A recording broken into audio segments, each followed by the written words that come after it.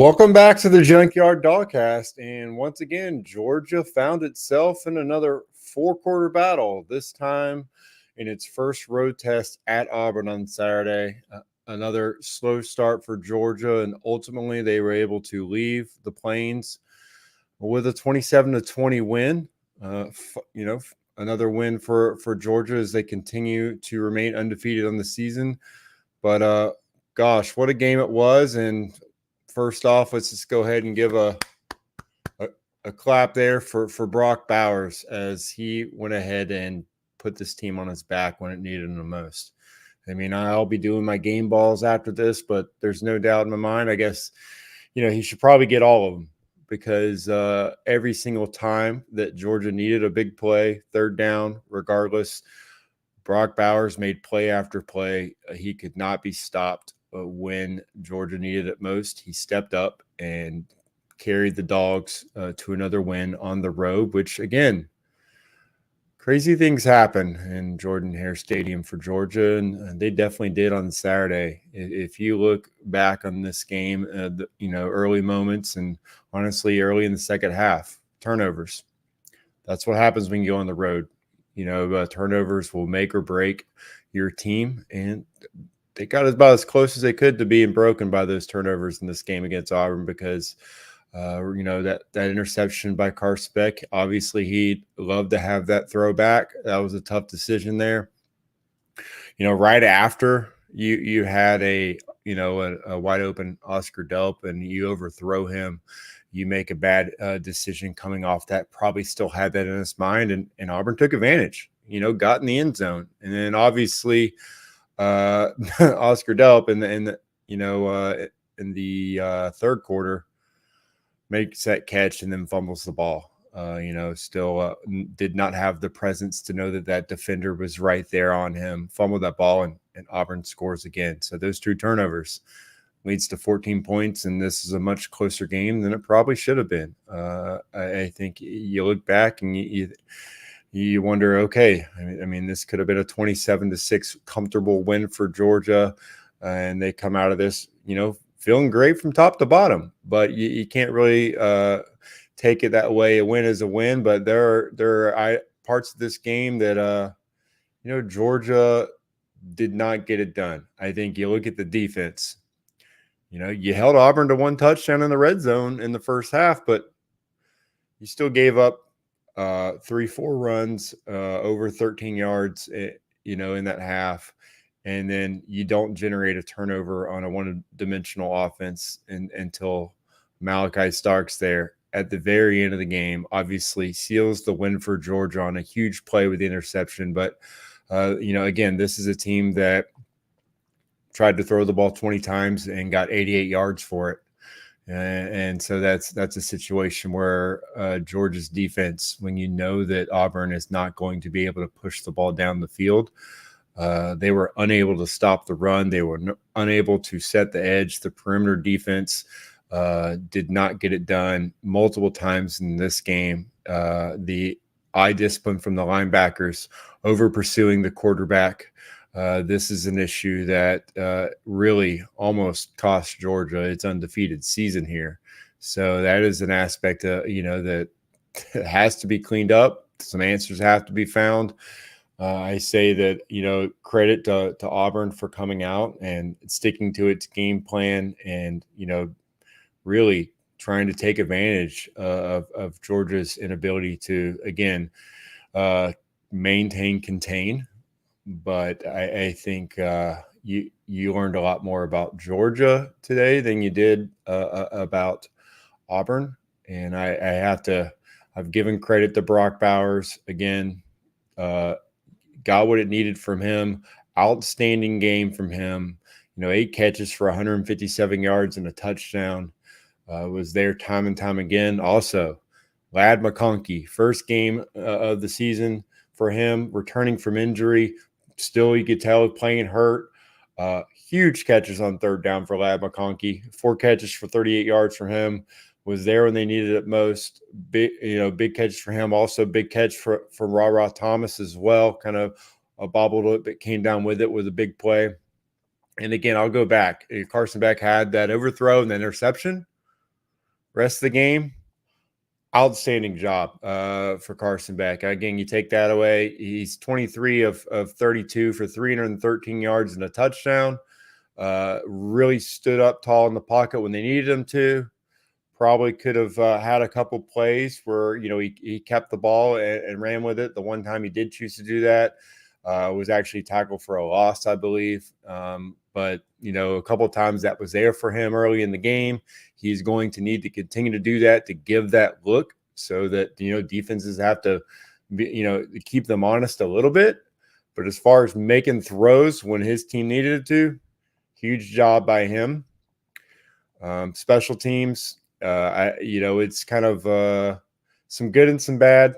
Kai Muse, 41-yard kickoff return in the first quarter.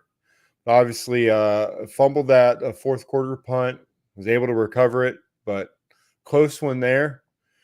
Huge redemption game for Peyton Woodring. Had a couple tough misses earlier this season, some ones they should have made. He nailed that 37-yarder in the second quarter to tie the game. And then, again, it comes through with another huge kick later in the game as well. Drills both of his kicks. I think the, huge game for him on the road for the first time for him, for the freshman. And, makes all three PATs, makes both his field goals. That was a big game for him. I know that, Auburn's punter, Oscar Chapman, one of the best punting games you're going to see this season. He had that 71-yarder. He had 4 punts inside the 20-yard line. Credit to him. He averaged well over 50 yards a punt. But Brett Thorson also got the job done. 3 punts for, I think he averaged over 46 yards a punt. Got one inside the 20 as well, pinned them deep when he needed to. Good game by him. So overall, special teams probably the best grade of, all the units today. I think Georgia giving up that 38-yard kickoff return, that's tough. But at the same time, Brian Petit, he's an All-American kick returner that transferred to Auburn. He was a guy that we talked about on the podcast earlier this week that Georgia was going to need to pay attention to him. He did well, really offensively as well. I think he had a 17-yard run, caught a couple passes for 18 yards as well. But overall, I think this one, you got to look at that first quarter. The offensive struggles continue for Georgia. You got shut out in the first 15 minutes for the second time this season. Kirby mentioned it at halftime. Obviously mentioned it again after the game. Composure. All about keeping their composure and continuing to fight, continuing to claw. It's probably at some point you want to not have to keep your composure for Georgia. You want to be able to just get the ball rolling early, and then you wouldn't be tested so much as far as your composure. I think that's what Georgia fans are looking for from this team, because if there's, this fan base's composure has been tested a lot more through the first 5 games of the season than what anyone expected. And that's kind of where we're at right now. Georgia is undefeated. Kirby continues to talk about composure. Georgia has a quarterback who played on the road for the first time and is, I think getting better with every rep.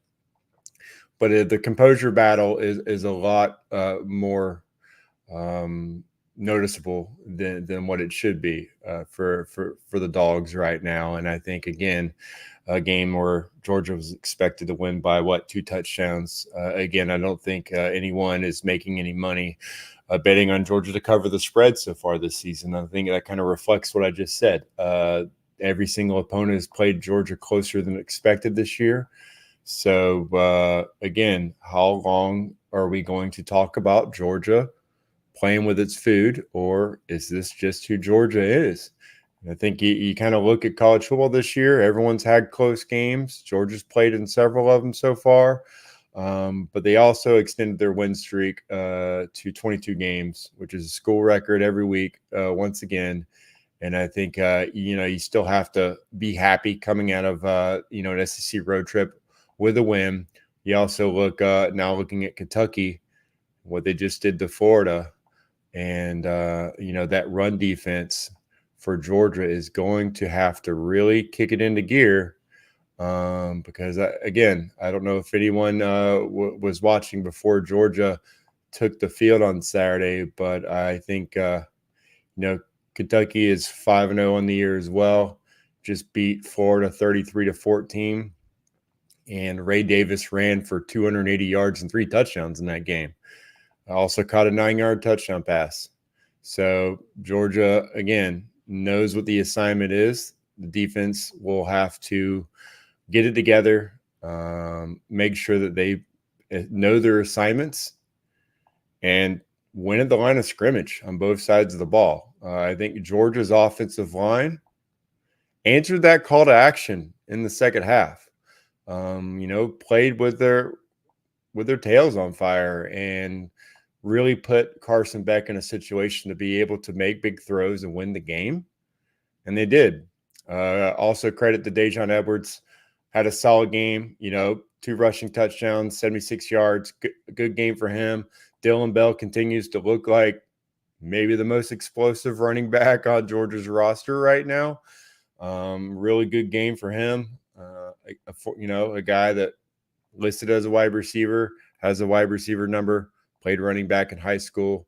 I think at this point, I don't know if you want to do a number change mid-season for him, but continue to get Dylan Bell more carries out of the backfield. I think he's earned it. I think he is one of Georgia's most talented weapons right now. And now you're starting to really kind of see, what the offense can do when they have all their weapons out there. Like I said, with Ladd McConkey, if he returns to health, big-time playmaker. Brock Bowers goes without saying. The guy is incredible. Enjoy him while you can, Georgia fans. And, again, enjoy another win this weekend. And we will talk more about it next week. Another big SEC game. But for this edition of the Junkyard Dogcast, I'm Kip Adams. You guys have a great weekend.